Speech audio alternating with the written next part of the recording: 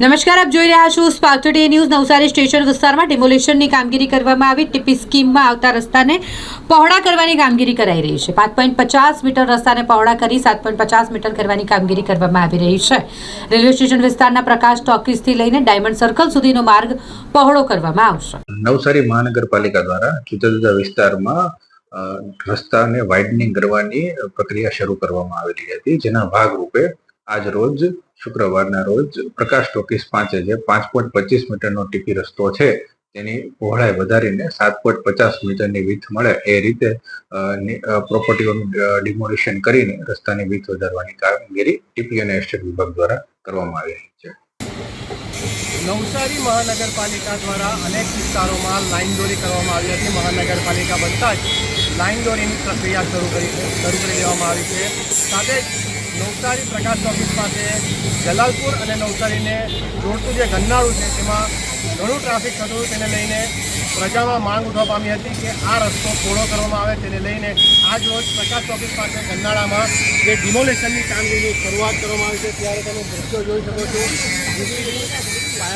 ફાયરની team કોઈ ઘટના ન બને તેને લઈને ફાયરની ટીમ પણ ઘટના સ્થળે છે અને કોઈ પણ પ્રકારની જે લાઇન દોરી પાડી હતી તેને લઈને આ જે ડિમોલેશનની નવસારી મહાનગરપાલિકાના અધિકારીઓ કર્મચારીઓ ઘટના સ્થળે પહોંચી અને કામગીરીની શરૂઆત કરવામાં આવી છે। સાથે જ બીજી બાજુ હું તમને દ્રશ્યો બતાવું। જે પ્રકાશ ઓફિસનો જે બ્રિજ છે એના પર કેટલાક લોકોએ ગેરકાયદેસર રીતના વાહન પાર્ક કરી દીધા છે અને વારંવાર ટ્રાફિક જામના દ્રશ્યો પણ આ બ્રિજ પર સર્જાય છે। હાલ તો જે ડિમોલેશન ચાલી રહ્યું છે તેમાં અધિકારીની ગાડી પડી છે, પોલીસની ગાડી પડી છે, પણ તે સિવાય પણ અનેક ગાડીઓ પડી છે।